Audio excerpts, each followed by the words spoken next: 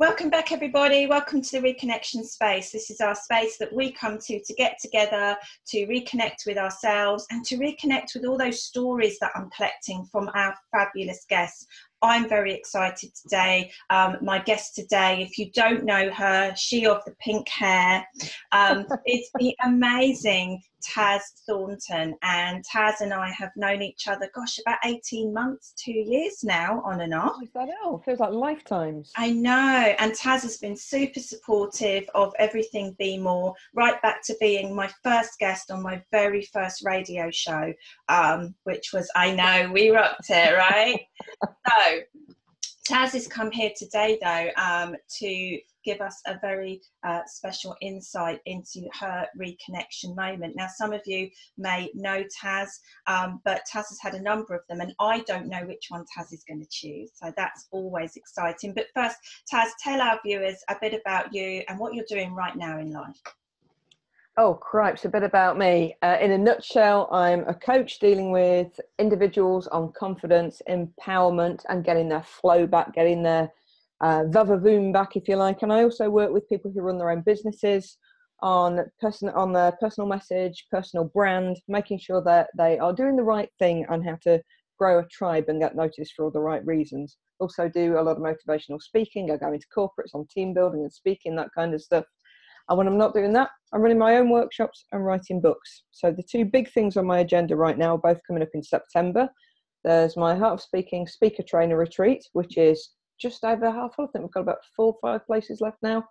And then also at the end of September is the new intake for my 14-month spiritual empowerment program, the big one. We capped that at 21, and I think we're about 2/3 full already. So. Wow. Exciting times and busy. Busy. And so loads of ways that you can get involved with what Taz does. And at the end of this episode, as always, we'll help you to find out the best place to go and find out all about those fabulous events and news going on.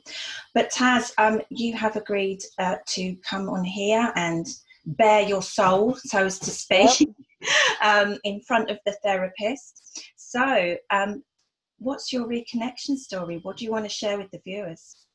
You know, there are so many I could choose from. And just to clarify for anybody listening, the pitter-patter of the toes, it's not because I've got long toenails. I've got 3 dogs running around underneath my table who are snoring and tippy-tapping. So it's not me, I promise. So my reconnection moment, goodness, there were so many that I could share, but I've got to go right back to the one I talk about a lot, the one where I was in an abusive relationship. I'd lost so much of myself, so much of, I guess you'd call it my vital essence, had just drained out. Didn't know who I was anymore, and I didn't know how to get out. And so my plan was that my escape route was to die. And I thought about suicide. I didn't want to leave that mess for my loved ones. I tried praying for a terminal illness. I've done a lot of work to undo that now, and it didn't come. So I made this master plan with whoever was listening, and that was that I would take as many ridiculous risks as I could. Every day, I would risk my life as often as I could, and if something happened where I was still at that back door that night, going to a house I didn't want to go into, then somebody still wanted me to be here.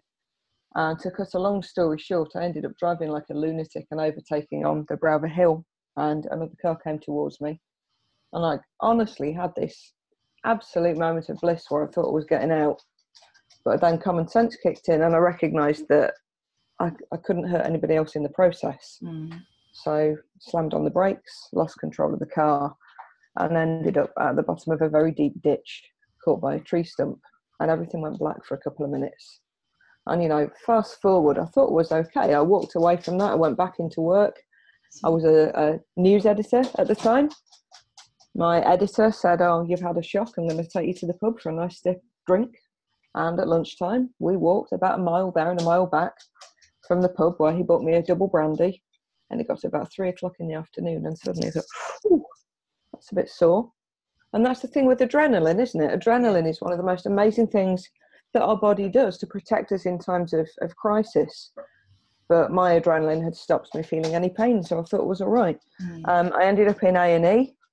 They took x-rays, and then very quickly there was a flurry of activity, and they put me on a flatbed and packed my head in sandbags. And I lay there for 9 hours with nobody telling me what was going on. And I joke about it now, but I spent so long looking at polystyrene ceiling tiles, I'd become like the ceiling of the Sistine Chapel, anything to take my mind out of what was going on, or how I'd got there and how I'd put myself there. Yeah. And then eventually, the guys in white coats started to talk to my mum. I could just kind of see her out of my peripheral vision. I saw her slap her hand to her face, and it's never good when you see your mum do that. And that's when they told me I broke my back in 3 places. Oh, goodness, yeah. And, And I've heard this story, but every time I hear it and you tell it, I just think, God, firstly, how on earth did you walk away? That's physically, how did you walk away? And then to kind of walk away from it and then have the re-trauma of realising actually you haven't walked away from it. Yeah, exactly that. The biggest re-trauma was while I was lying there. And I think this is where the reconnection came, because when I lay there, the second I heard the words spinal and damage in the same sentence, I guess it's human nature. I went straight to that place of, you idiot, you're going to be paralysed. You've tried to get out of an abusive scenario. And now you're going to be going back. The frustration levels around you are going to be even bigger because now you can't move. And to put it crudely, you ain't going to be able to put out in the way that's expected. And by now I realised that I'd written my car off. At first I was so in a daze, I just thought, ditch the car or pull it out and drive to work. No, it's diamond shaped, as it doesn't work that way. But that's when it happened, when I lay there, and suddenly all those, that whatever is out there that I'd been calling to and saying, let me die, I flipped into, let me walk. And I promise all this, one of the reasons I'd been trapped is that the kind of abuse I was going through was kind of psychological, emotional, sexual. And back then, you know, about 20 odd years, as little girls back then, we were raised to believe if somebody hits you, you get out.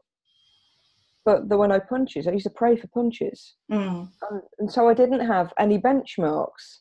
I didn't have any idea of whether this was right, whether I was just really weird and frigid, whether I should be accepting this. Is this normal? I didn't know. And so I just lost more and more of myself. So that's when the flip happened. And I said, look, there's going to be lots of other people stuck in this grey area. Just let me walk. Let me get out of here. And I promise I'll use my story to help others. I'll do it. I'll talk, I'll share, I'll do whatever you want me to do, just let me walk.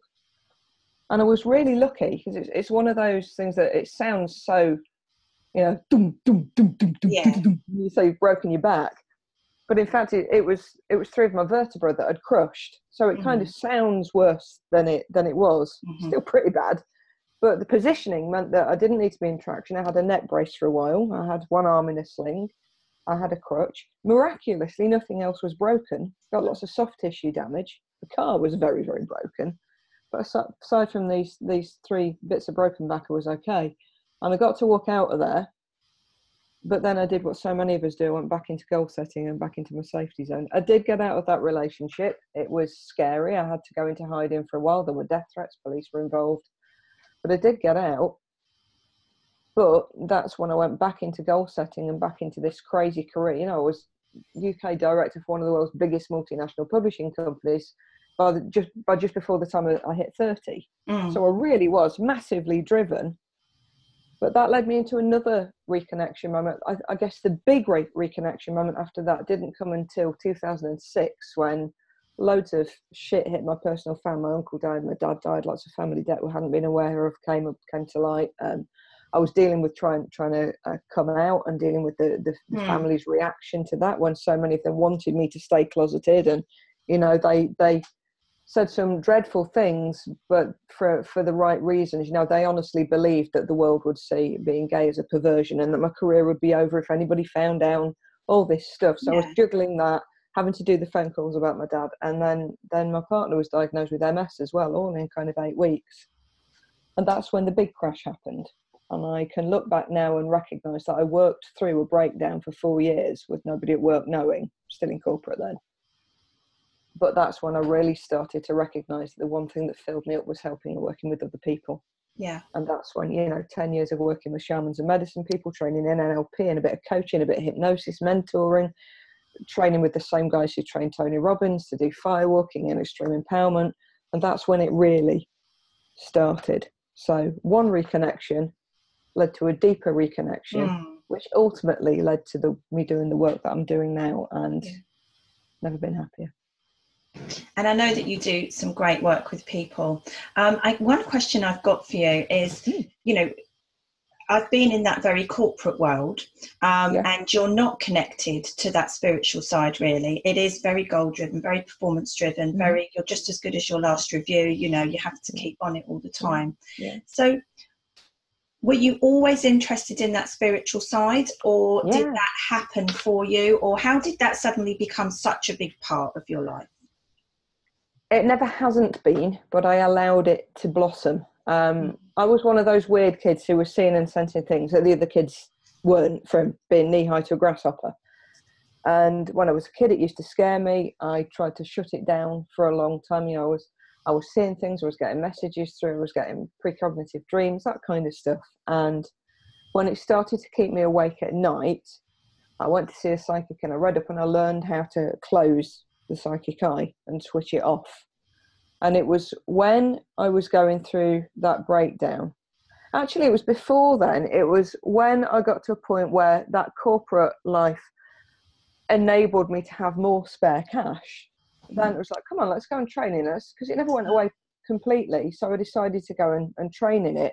And a series of what I now don't believe were coincidences, because some things are just too coincidental to be coincidences. Yeah, definitely. led me to shamanism and animism, this belief that everything has an energy and we can connect with that energy, and we can work with spirit teachers and spirit guides and the energy and essence of everything that surrounds us.